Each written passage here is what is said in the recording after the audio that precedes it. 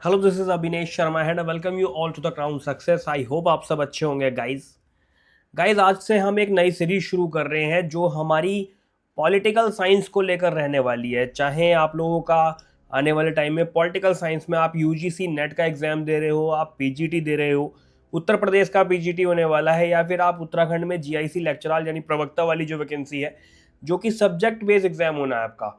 जो students political science से हैं, ठीक है, जिन्होंने पीजी किया हुआ है पॉलिटिकल साइंस से, उनके लिए स्पेशल सीरीज है जो आपके लिए बहुत कारगर होने वाली है। बहुत ज़बरदस्त सीरीज मैं ये लेकर आ रहा हूँ इंपॉर्टेंट टॉपिक्स के साथ एमसीक्यू प्रैक्टिस। मैंने क्या सोचा हुआ है कि मैं मंडे टू फ्राइडे आपको डेली जो है क्लासेस दिया करूँगा, वीडियो क्लासेस दिया करूँगा, नोट्स दिया करूँगा मैं आपको। और सैटरडे में यानी मंडे टू फ्राइडे आपकी डेली शाम को 6 बजे तक आपकी वीडियो आया करेगी। और सैटरडे को हम लाइव सेशन के थ्रू या जैसे भी हो पाएगा पॉसिबल, हम जो है प्रैक्टिस करेंगे, पीवाईक्यू प्रैक्टिस करेंगे, और भी जो एमसीक्यूज वो प्रैक्टिस करेंगे, ताकि आपका जो उत्तर प्रदेश का पीजीटी का एग्जाम होने वाला है, या दिल्ली में पीजीटी का एग्जाम होने वाला है, या उत्तराखंड में जीआईसी का एग्जाम होने वाला है लेक्चरर वाला, जिसमें पॉलिटिकल साइंस का आएगा, या यूजीसी नेट दे रहे हैं स्टूडेंट्स, तो उनके लिए बहुत हेल्पफुल सीरीज है। ठीक है गाइज। और अब ये स्टूडेंट्स बोलेंगे सर ये सीरीज कैसे चलेगी, कहाँ चलेगी, तो देखो मैं आपको दिखा देता हूँ। मैंने हालांकि डिस्क्रिप्शन में भी मेंशन किया हुआ है। ये आप देखो, हमारी वेबसाइट है, हमारी एप्लीकेशन है, आईओएस के लिए भी, एप्पल यूजर्स के लिए भी, और जो एंड्रॉयड यूजर्स हैं उनके लिए भी, या जो लोग इसे भी यूज नहीं करना चाहते वो सीधे वेबसाइट पर हमारी जा सकते हैं। डिस्क्रिप्शन में मैंने सारा मेंशन किया हुआ है। संवर्धन इंस्टीट्यूट करके आप सर्च कर सकते हो प्ले स्टोर पर भी, और आईओएस पे गाइज आपको माई इंस्टीट्यूट करके आइकन मिलेगा या एप्लीकेशन मिलेगी। वहां पर आपको हमारा ORG कोड डालना है, जो कि डिस्क्रिप्शन में भी और स्क्रीन पर भी आपके सामने शो हो रहा है। ठीक है गाइस। यहां से आप हमारी एप्लीकेशंस पर आ सकते हो, और जैसे ही आप यूजीसी नेट एंड टीचिंग वाले सेक्शन में जाएंगे, यहाँ पर आप देखो हमने कोर्स लॉन्च कर दिया है ऑलरेडी, जो कि आपके पीजीटी एग्जाम के लिए, जीआईसी एग्जाम के लिए अलग कोर्स है, और यूजीसी नेट के लिए अलग कोर्स है। डेली बेसिस पर आपको क्लासेस देखने को मिलेंगी। सैटरडे को एमसीक्यू सेशन चला करेगा, जहां से आप अपनी प्रैक्टिस बेहतर कर सकते हो। पीडीएफ नोट्स आपको इसमें मिलेंगे, और आप इस तरीके से अपनी तैयारी को गाइस बेहतर कर सकते हो डेली बेसिस पर। ठीक है। और मैं आपको इसके अलावा आपको ना मैं इसका सिलेबस भी दिखाता हूँ। ठीक है, मैं आपको ये शो करता चलता हूँ। हमने ना क्या किया है, जैसे आप ये देखो, ये पूरा पॉलिटिकल साइंस का सिलेबस है, जिसमें ये यूजीसी नेट वालों के लिए कि लिबरलिज्म यानी उदारवाद, समाजवाद, मार्क्सिज्म, फेमिनिज्म, ये सब हम कवर करेंगे। पॉलिटिकल थॉट्स हो गए, इंडियन हो गए, वेस्टर्न हो गए। इसके अलावा गाइस कंपैरेटिव पॉलिटिक्स यानी कि तुलनात्मक राजनीति है, अंतर्राष्ट्रीय संबंध है, गवर्नेंस है, विदेश नीति है। ठीक है। WTO और आपका सार्क हो गया, आसियान हो गया, ये सारे टॉपिक्स को हम कवर करते चलेंगे। पॉलिटिकल प्रोसेस क्या है, लोक प्रशासन क्या है, पबेट क्या है, पूरी सीरीज को ना गाइस हमने, मैं आपको यहाँ पर शो भी करता हूँ, पूरी सीरीज को हमने ये इस तरीके से 5 मॉड्यूल में भागा, डिवाइड कर लिया, जिसमें हम राजनीतिक सिद्धांत और विचार है, फिर तुलनात्मक राजनीति, भारतीय शासन एवं राजनीति, ऐसे ही लोक प्रशासन और अंतर्राष्ट्रीय संबंध। इसमें हम पूरा टॉपिक्स को कवर करते चलेंगे। क्लास वाइज या चैप्टर वाइज चीज़ों को हम कवर करेंगे।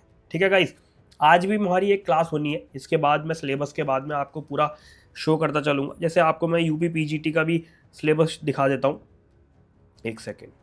ये देखो, ये देखो पूरा उत्तर प्रदेश पीजीटी का सिलेबस। तो सारी चीज़ों को ध्यान में रखते हुए हमने ये सीरीज लॉन्च की है। ठीक है। तो आप लोग एप्लीकेशन पर या वेबसाइट के माध्यम से जा करके इन कोर्सेज में एनरोल कर सकते हो, और डेली बेसिस पर अपनी तैयारी कर सकते हो बेहतर तरीके से। ठीक है गाइस। इसके अलावा और भी कोई क्वेरीज रहेंगी तो एप्लीकेशन में भी, मैं डिस्क्रिप्शन में भी नंबर भी दिए हुए हैं, और यहाँ पर भी डिस्क्रिप्शन में नंबर दिए हुए हैं, वहाँ से आप अपनी क्वेरीज को सॉल्व कर सकते हो। जो भी डाउट्स रहेंगे, डाउट सेशन भी हम चलाएंगे इसमें, सारी चीज़ों को हम इसमें कवर करते चलेंगे। और जो हमारा पहला मॉड्यूल है उसमें राजनीतिक सिद्धांत या उसका परिचय, उसके अर्थ, उसके बारे में जानेंगे हम। और इसके अंतर्गत हमारी जो क्लासेस रहेंगी गाइस, आप ये देखो आपके सामने शो भी हो रहा है ये, कि इसमें राजनीतिक सिद्धांत के अर्थ और उपागम के बारे में हम समझेंगे, इसके सिद्धांतों के बारे में समझेंगे, न्याय देखेंगे क्या होता है, समानता, अधिकार, लोकतंत्र के बारे में हम समझेंगे गाइस, और इसमें पावर क्या होती है। इसके अलावा राजनीतिक जो विचारधाराएं हैं, उदारवाद, समाजवाद, मार्क्सवाद, फांसीवाद, गांधीवाद, नारीवाद, और जो वेस्टर्न थिंकर है उन सब को हम कवर करेंगे। ठीक है गाइस, चलो तो स्टार्ट करते हैं। बाकी हाँ एक चीज़ और, अगर आप लोग हमारे टेलीग्राम से भी जुड़ना चाहते हो तो द क्राउन सक्सेस ऑफिशियल हमारा टेलीग्राम ग्रुप है, वहाँ से भी आप जुड़ सकते हो। डिस्क्रिप्शन में मैंने सब मेंशन किया हुआ है, आप लोग कहीं जाने की ज़रूरत नहीं है, डिस्क्रिप्शन से आप वहीं से सब देख सकते हो अपनी चीज़ें। तो चलो गाइस स्टार्ट करते हैं हम आज का हमारा चैप्टर क्या रहने वाला है, राजनीतिक सिद्धांत का अर्थ और इसके उपागम। ठीक है, मैं आपको शो भी करता चलता हूँ उसमें यहीं पर हैंड टू हैंड। ठीक है, अब देखो सवाल बनता है, या मैं देखो जो किताबों में आप पढ़ रहे हो, कोर्स जो आप देख रहे हो वो सारी चीज़ें अलग है, लेकिन यहाँ पर मैं आपको कनेक्टिविटी बना दूंगा, आपको कहीं इधर उधर जाने की जरूरत नहीं है। एक बार पढ़ लोगे मज़ा आ जाएगा, सारी चीज़ों को आप कॉन्सेप्चुअल क्लैरिटी जब आपके माइंड से बनती चली जाएगी ना, कनेक्ट कर जाओगे सारी चीज़ों को। जब बोलूं तब लिखना, बाकी तो समझना ही है। नोट्स आपको मिलेंगे ही, ऑब्वियसली नोट्स आपको मिलेंगे, जो आपको स्क्रीन पर शो हो रहा है या आपको एज इट इज लिखा हुआ मिलेगा, बस समझते हुए चलना। ठीक है, मेन चीज़ क्या है कि आपको समझते हुए चलना है। अब देखो राजनीति की हम इसमें बात कर रहे हैं। ठीक है, राजनीति शुरू कैसे होती है, राजनीति का अर्थ क्या होता है, यहां से हम कनेक्ट करेंगे सारी चीज़ों को स्टार्टिंग से। मान लो तुम्हारी सुबह कैसे शुरू होती है, मोबाइल पर न्यूज़ देखकर, कॉलेज के प्रोजेक्ट की टेंशन में, या फिर किसी सरकारी परीक्षा के फॉर्म भरने की योजना में। अब जरा सोचो तुम्हारे आसपास जो हो रहा है उस पर तुम्हारा कितना कंट्रोल है। सड़क टूटी है, लाइट नहीं आ रही है, राशन की दुकान में भेदभाव हो रहा है, स्कूल में शिक्षकों की कमी है, अस्पताल में दवाइयाँ नहीं मिलती। तुमने कभी सोचा कि इन सारी चीज़ों को तय कौन करता है, नियम कौन बनाता है, और वो नियम किस आधार पर बनाए जाते हैं? तुम्हारे घर में तुम्हारे पापा या घर का कोई एक मुखिया होता है।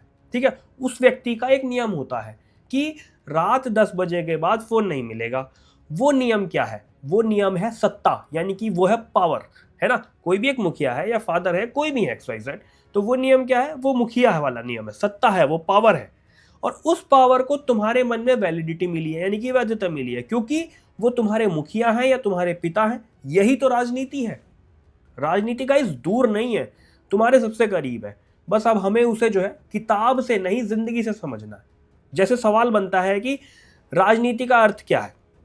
ठीक है, इसको महसूस करो, और राजनीति का मतलब समझने से पहले तुम अपनी आंखें बंद करो और एक चीज सोचो कि तुम्हारे कॉलेज में पानी की बहुत कमी है, कई दिनों से छात्र छात्राएं परेशान है, कोई सुनवाई नहीं हो रही। तब अचानक कुछ छात्र खड़े होते हैं कि अरे हम क्रांति लाएंगे। ठीक है, एक प्रतिनिधिमंडल बनता है, प्रिंसिपल साहब से मुलाकात होती है, मांग पत्र जाता है, जैसे होता है ना कॉलेज में, सबने राजनीति करी होगी कि मैं फला ग्रुप से, मैं इस वाले ग्रुप से, और हम छात्र संघ के नेता हैं, ऐसे ऐसे करके जो चलता है। तो एक मांग पत्र जाता है प्रिंसिपल साहब के पास, फिर कॉलेज प्रशासन टंकी ठीक करवाता है। अब रुक जाओ, सवाल बनेगा कि इस पूरी प्रक्रिया में राजनीति कहाँ थी? देखो, जब छात्रों ने एक साथ सोचने का निर्णय लिया वो राजनीति थी। जब प्रतिनिधि चुना गया, यानी कि कोई एक लीडरशिप तो होगा जिसकी अगुवाई में सारा काम होगा, तो जब लीडर चुना गया वो क्या थी? पावर थी, यानी कि सत्ता थी। और जब प्रिंसिपल साहब ने मान्यता दी उन चीज़ों की, तो वो वैलिडिटी थी। और जब टंकी बनी तो वो एक नीति थी। ठीक है गाइस, राजनीति किसी पद या पार्टी का नाम नहीं है, ये एक जीवन प्रक्रिया है जहां लोग मिलकर निर्णय लेते हैं। अगर हम इसमें देखो परिभाषा की बात करें तो ये पूरी प्रक्रिया देखो, आप ये देख सकते हो परिभाषा इसमें, कि राजनीति वह प्रक्रिया है जिसके द्वारा समाज में तय होता है कि कौन निर्णय लेगा, संसाधन किसे मिलेंगे और किस नियम के तहत मिलेंगे। इसके बाद गाइस सवाल ये बनता है कि राजनीति जरूरी क्यों है, या राजनीतिक सिद्धांत जरूरी क्यों है? ठीक है, क्योंकि इस पर देखो बहुत सारे विचारक भी हुए, जैसे एरिस्टोटल, इन्होंने भी अपना विचार दिया। इन्होंने कहा है कि राजनीति मनुष्य की सर्वोच्च कला है जो समाज के कल्याण हेतु होती है ना। ऐसे डेविड ईस्टन है जिनका आगत निर्गत मॉडल भी है। आगे हम सब चीज़ें पढ़ते चलेंगे, किसकी क्या बुक है, किसने क्या कहा है, किसकी क्या बातें हैं, हम कैसे कनेक्ट कर पाते हैं, सब कुछ मैं एक एक चीज़ कवर करा दूंगा। टेंशन बिल्कुल मत लेना, पढ़ते रहो, मज़ा आ जाएगा क्लास में। ठीक है गाइस, डेविड ईस्टन इन्होंने कहा कि politics is the authoritative allocation of values, यानी कि राजनीति सामाजिक मूल्यों का प्राधिगत वितरण है। ऐसे ही हेरोल्ड लासवेल है, इन्होंने कहा राजनीति तय करती है किसे क्या मिलेगा, कब और कैसे मिलेगा। आई बात समझ में? सेबाइन है, इन्होंने कहा कि इन्होंने कई सारे सिद्धांतों को परिभाषित किया। इन्होंने कहा कि राजनीतिक सिद्धांत में 3 अवयव विद्यमान रहते हैं। एक तो तथ्य कि घटना होगी, हाँ भाई किस आधार पर फैक्चुअल चीजें हैं वो होगी, उस घटना का कारण होगा और फिर उसका मूल्यांकन होगा। ये सेबाइन का कथन है। ठीक है गाइस। सवाल बनता है कि राजनीति जरूरी क्यों है, वाई इज पॉलिटिक्स इंपॉर्टेंट, या इसके सिद्धांत की आवश्यकता क्यों है गाइस। ये पूरा एक सवाल बनता है ना। सवाल ये भी बनता है कि अगर राजनीति जीवन का हिस्सा है तो उसे समझने के लिए सिद्धांत क्यों चाहिए। सोचने वाली बात है।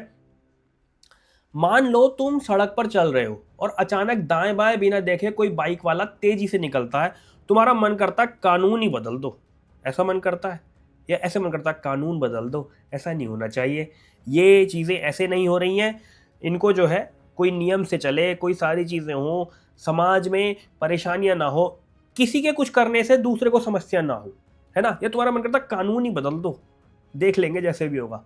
पर हमको क्या करना, उदार रहना है, ऐसे नहीं बदलना कानून, हमें कलम से कानून बदलना है ना। तो सवाल ये आता है कि तुम्हारा मन करता है कानून बदल दो। ऐसी स्थिति में राजनीति नहीं, राजनीतिक सिद्धांत काम आते हैं गाइस, क्योंकि राजनीतिक सिद्धांत हमें ये नहीं बताते कि क्या हो रहा है, बल्कि ये बताते हैं कि क्या होना चाहिए। एग्जाम्पल के लिए, जैसे प्लेटो का नाम आपने सुना हो, अगर जो लोग पहली बार पढ़ रहे हो वो प्लेटो का नाम आज पहली बार सुन रहे होंगे, आगे सब समझाऊंगा मैं। प्लेटो कहते हैं कि आदर्श राज्य होना चाहिए, यानी कि प्लेटो का आदर्श राज्य अरस्तु का विचार कि मनुष्य एक राजनीतिक प्राणी है। ऐसे ही रॉल्स हैं, रॉल्स का न्याय सिद्धांत कहता है कि हर किसी को समान अवसर मिलना चाहिए। गाइस, सिद्धांत वह आईना है जिसमें हम राजनीति के चेहरे को साफ देख सकते हैं, ठीक है। अब बात आती है इसके बाद में कि इसके कुछ ऐसे फैक्ट्स भी तो होंगे, इसके कुछ ऐसे उपागम भी तो होंगे जिससे राजनीति को समझा जा सकता है। जैसे एग्जाम्पल के तौर पर कि ऐसी क्या चीज़ें हैं, ऐसे क्या पिलर हैं जिससे राजनीति को समझा जाए। अब सोचो कि तुम्हारे पास एक नदी है, उसका नाम है राजनीति, या ऐसे समझ लो तुम्हारे पास एक नदी है, वो एक राजनीति है, एग्जाम्पल इमेजिन करो, ठीक है। पर उसे पार करने के लिए कोई पुल नहीं है, और यही पुल है उपागम, यानी कि राजनीति तो है लेकिन उसको कैसे समझा जाए, कैसे उस पर कार्य किया जाए, वही चीज़ क्या है, उपागम। हर पुल में तुम्हें राजनीति की अलग झलक मिलेगी। अब हम जो है इसके उपागमों को समझेंगे तो वो राजनीतिक सिद्धांत के प्रकार भी होते हैं, जैसे मानकीय राजनीतिक सिद्धांत और अनुभवात्मक राजनीतिक सिद्धांत। अब आगे जो है इसके बारे में हम समझेंगे डिटेल, मैं आपको ये भी शो करता हूँ, चलता हूँ। और उपागमों को समझने से पहले हम इनके कुछ सिद्धांतों को समझेंगे। जैसे मानकीय राजनीतिक सिद्धांत है गाइस, ये सिद्धांत ये क्वेश्चन करता है कि राजनीतिक जीवन कैसा होना चाहिए।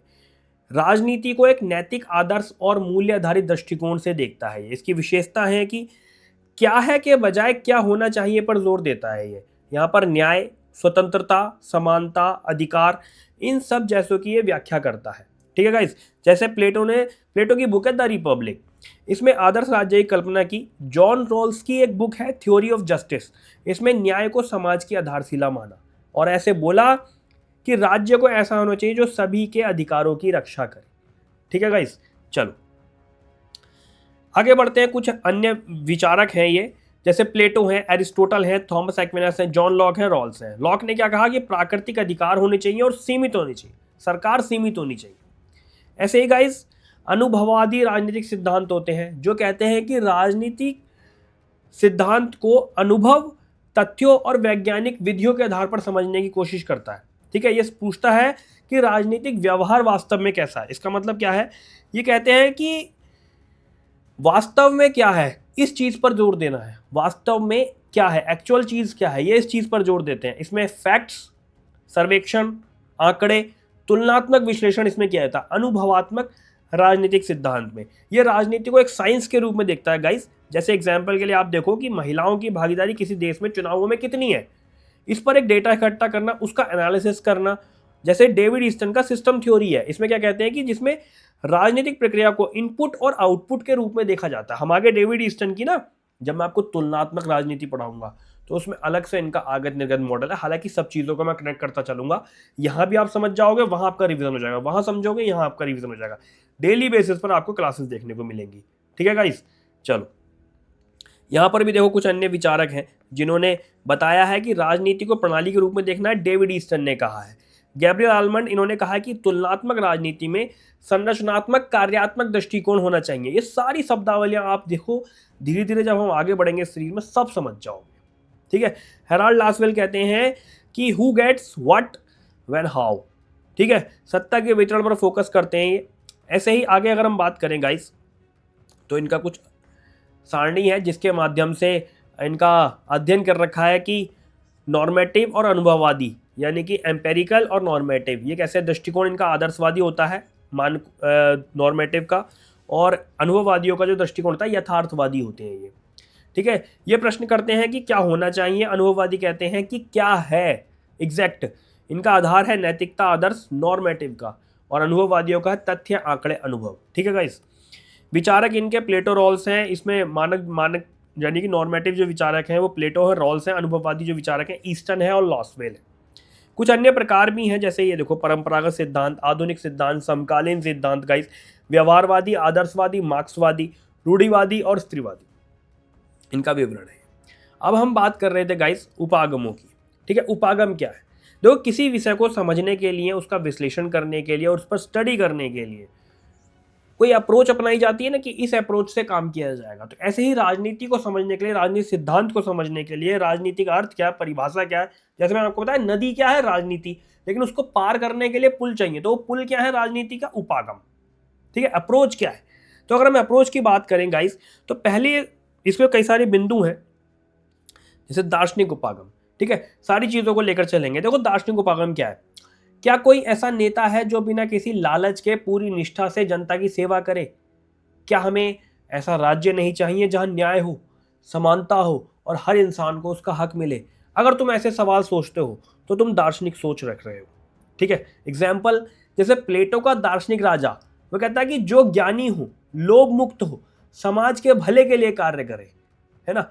आज जब हम सोचते हैं कि राजनीति में अच्छे लोग होने चाहिए, तो वो सोच जो है प्लेटो से ही निकली है। एग्जाम्पल के लिए मान लो उत्तराखंड है या कोई ऐसी जगह है जहां पर कुछ युवा कहते हैं कि अब की बार ईमानदार पढ़ा लिखा सरपंच चाहिए, तो वो दार्शनिक उपागम को व्यवहार में ला रहे होते हैं। ये है आपका उपागमों में दार्शनिक सोच जो रहती है। ठीक है गाइस, आगे बढ़ेंगे। इसमें हम प्रमुख विचारक उदाहरण, ये सब मैंने नोट्स में दे रहा हूं। मैं तो आपको क्लास में यहाँ समझाने के साथ साथ प्रॉपर नोट्स में जो चीज़ें हैं वो सब मिल रही हैं आपको।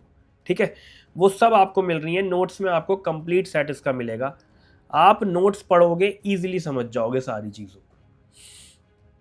ठीक है गाइस, चलो आगे बढ़ते हैं हम। अगला हमारा उपागम जो है गाइस, ऐतिहासिक उपागम। अब देखो, ऐतिहासिक उपागम क्या है? अगर हम आज के संविधान को समझना चाहते हैं तो 1942 का भारत छोड़ो आंदोलन, 1857 की क्रांति और गांधी जी के सत्याग्रह, इन सब को हमें समझना होगा। कौन कौन सा? 1942 का भारत छोड़ो आंदोलन, 1857 की जो क्रांति हुई थी और गांधी जी के जो सत्याग्रह आंदोलन हुए थे, इन सबको हमें समझना होगा। एग्जाम्पल के लिए, जब संविधान सभा बनी तो उसमें हर विचार के पीछे एक हिस्टोरिकल बैकग्राउंड था, है ना, ऐतिहासिक पृष्ठभूमि थी। धार्मिक अल्पसंख्यकों के अधिकार, दलितों के आरक्षण की जरूरत, राज्य की भाषा आधारित संरचना। जब छात्र पूछते हैं कि हमारे देश में धर्मनिरपेक्षता क्यों जरूरी है, तो उसका जवाब कहां से मिलेगा गाइस? इतिहास से मिलेगा, विभाजन की त्रासदी से मिलेगा। ये सब चीजें ऐतिहासिक उपागम से हमें पता चलेगी, है ना, जो कि राजनीति का एक मेन पिलर है। आगे इसकी मुख्य विशेषताएं हैं कि किसी विचार या संस्था को पृष्ठभूमि से जानना, समय के साथ उनके बदलावों को समझना, यह समझाता है कि विचार कैसे उत्पन्न हुए, पहले हिस्टोरिकल बैकग्राउंड रहा है ना, कैसे बदले, क्यों जरूरी थे, और इससे संबंधित जो विचारक रहे हैं, जैसे मैटलैंड है, मिल है। मिल कहते हैं कि उदारवाद का ऐतिहासिक विश्लेषण किया जाना चाहिए, है ना। एग्जाम्पल के लिए अगर हम देखें, राज्य की उत्पत्ति कैसे हुई? परिवार से कबीले बने, फिर नगर बने और फिर राज्य का विकास हुआ। ये क्या है? ऐतिहासिक क्रम है, ये एक दूसरे से जुड़े हुए हैं, ये चीजें जरूरी है। ठीक है गाइस, इसके बाद आगे बढ़ते हैं। हमारा अगला जो पिलर है वो है कानूनी उपागम। क्या है कानूनी उपागम? मान लो कोई पुलिस अधिकारी बिना किसी कारण के आपको थाने बुला ले। आप कहोगे साहब वकील साहब भी हैं हमारे पास में, ठीक है, वो बात ठीक है, वकील साहब है, लेकिन मान लो बिना किसी कारण के आपको थाने बुला ले, तो आप क्या करेंगे? आप कहेंगे ऐसा है इंस्पेक्टर साहब, संविधान में मेरे अधिकार हैं, यही क्या है आपका जो बोलना है, ये क्या है? कानूनी दृष्टिकोण है। एग्जाम्पल के लिए, आर्टिकल 19 क्या कहता है? हमें बोलने की आजादी है। आर्टिकल 21 कहता है कि जीवन और व्यक्तिगत स्वतंत्रता है। जैसे मान लो एग्जाम्पल के तौर पर एक हाईकोर्ट ने क्या कहा कि गंगा को जीवित इकाई माना, हाईकोर्ट का ये निर्णय था या फिर जो भी है, हाईकोर्ट ने कहा कि गंगा को जीवित इकाई माना, तो वह कानून की दृष्टि से सत्ता को प्रकृति तक लागू कर रहा था। ठीक है, चीजों को कनेक्ट कर रहा था, कानूनी उपागम प्रकृति से मिल रहे थे। ठीक है गाइस, ये एक मेन पिलर था राजनीति का, कानूनी उपागम। ऐसे ही आपका आता है गाइस संस्थागत उपागम। अब संस्थागत उपागम क्या होता है?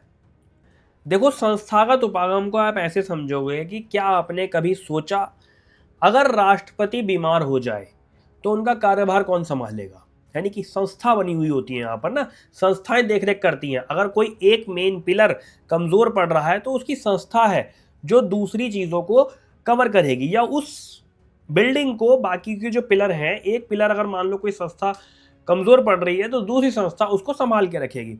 तो ये संस्थागत उपागम राजनीति में होना बहुत ज़्यादा ज़रूरी है, क्योंकि बाकी चीज़ों का बैलेंस बनाने के लिए संस्थागत उपागम यानी कि एक पिलर, मजबूत पिलर कई सारे होने जरूरी हैं। जैसे सवाल था कि राष्ट्रपति बीमार हो जाए तो उनका कार्यभार कौन संभालेगा। अब ये सवाल संविधान की संस्थागत व्यवस्था से जुड़ा है।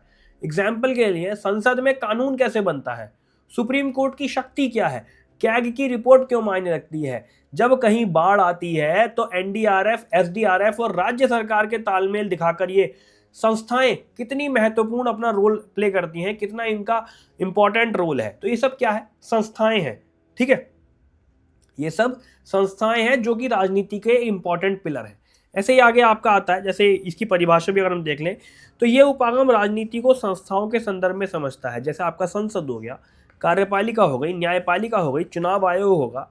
ठीक है, और इसकी विशेषताओं में क्या है कि राज्य और उसके अंगों की संरचना और कार्य, इस सब की ये स्टडी करता है। इसमें कुछ विचारक भी हैं। ठीक है, विचारक भी हैं इसमें। ऐसे ही आपका आता है गाइस व्यवहारवादी उपागम। अब अगर हम जानना चाहें कि लड़कियों की वोटिंग में भागीदारी क्यों कम है, तो हमें उनका व्यवहार, उनकी सोच, अनुभव और डेटा देखना होगा। एग्जाम्पल के मान लो कोई ऐसा गांव है जहां पर महिलाएं वोटिंग के दिन केवल इसलिए नहीं जाती क्योंकि उन्हें घर से बाजार तक पहुंचने में 5 किलोमीटर पैदल चलना होता है।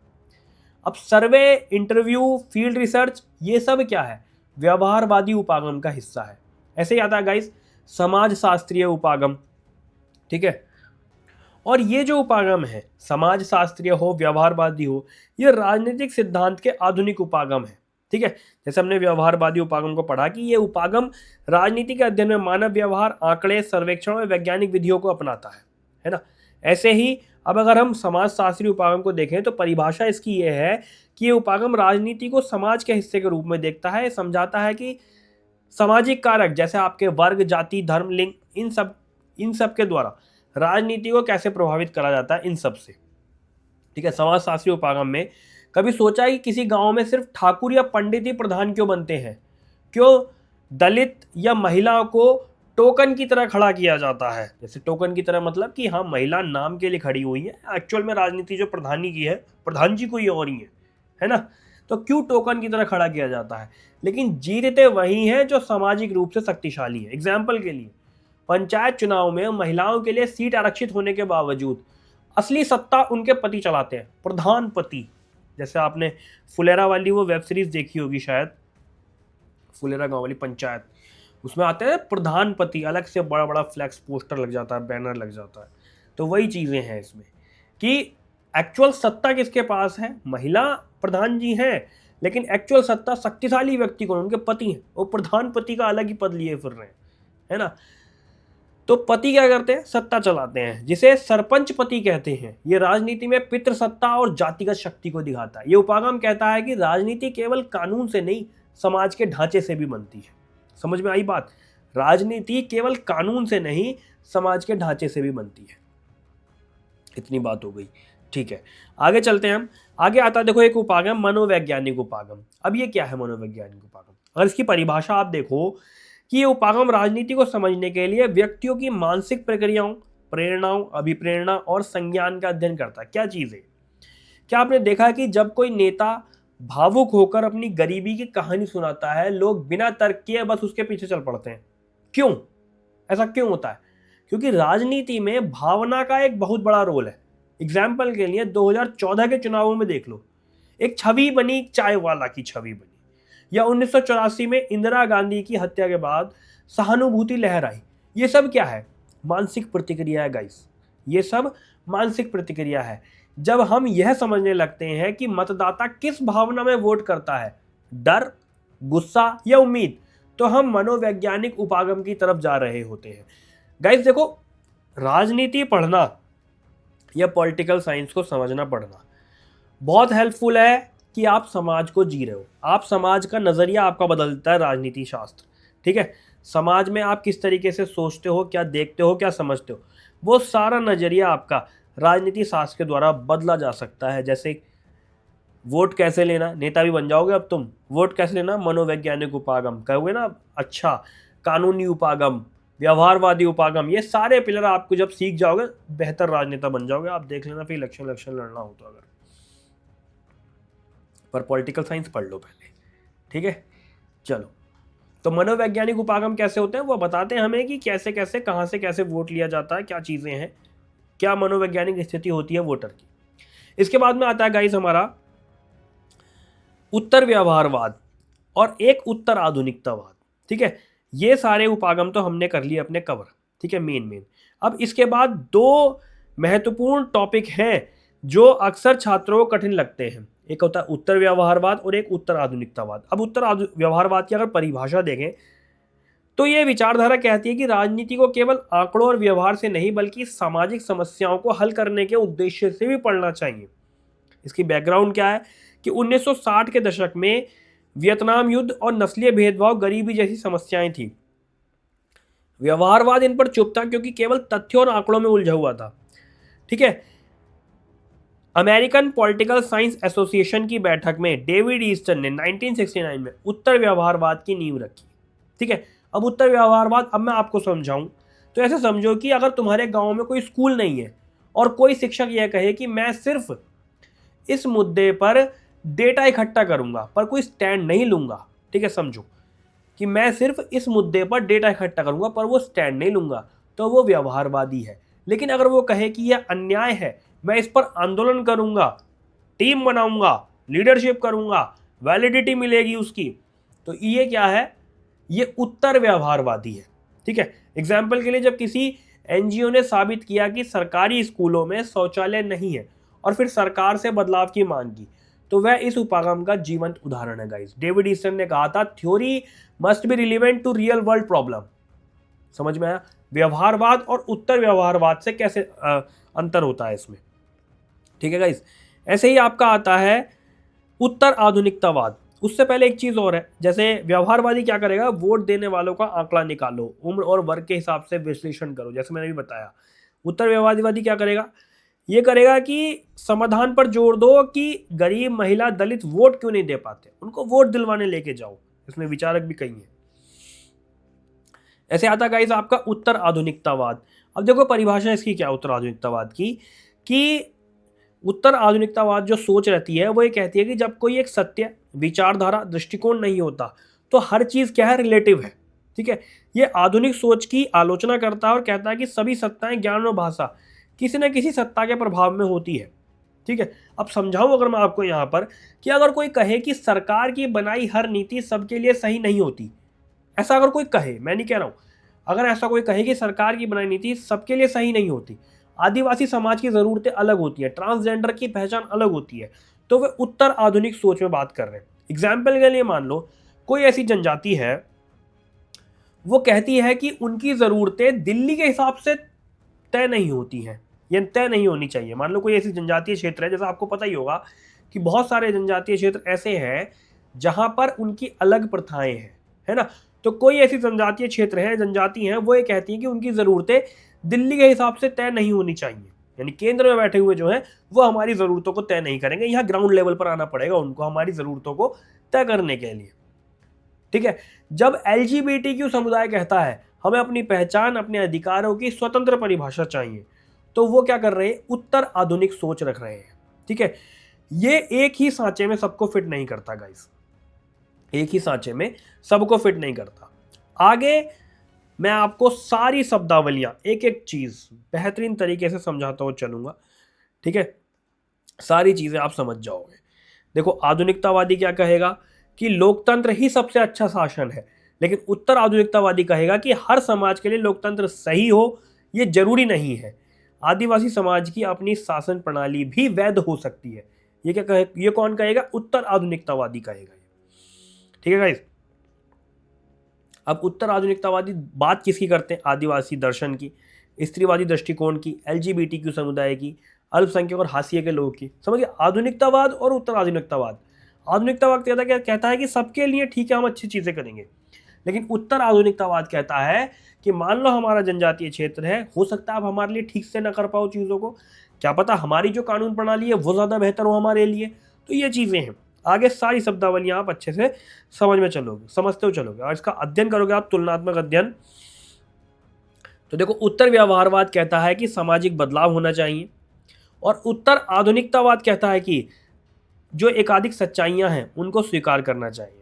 इसमें जो है राजनीति है, नैतिकता है, और उत्तर आधुनिकतावाद में गाइस सत्ता है, ज्ञान है, भाषा है। ठीक है। देखो, आज की क्लास का जो सार है वो यह है कि राजनीति सिर्फ एक शब्द नहीं है, ये हमारा जीवन है। जब तुम अपने लिए न्याय मांगते हो, समानता की बात करते हो, जब तुम सिस्टम से सवाल पूछते हो, तुम राजनीति कर रहे होते हो गाइस। राजनीतिक सिद्धांत हमें उस राजनीति को समझने का आईना देता है, ताकि हम न सिर्फ अच्छे छात्र बल्कि जिम्मेदार नागरिक भी बन सकें। याद रखो, अगर तुमने राजनीति नहीं समझी तो कोई और सत्ता पर कब्जा करके तुम्हारे लिए निर्णय लेगा। ये ध्यान रखना मेरी ये बात। पर अगर तुमने इसे समझ लिया तो दुनिया को बेहतर बनाना तुम्हारे हाथ में होगा। अगली क्लास में मिलेंगे गाइस, तब तक राजनीति को किताबों में नहीं, अपने आसपास ढूंढो। ठीक है। आज की क्लास का सार यही था। ठीक है गाइस।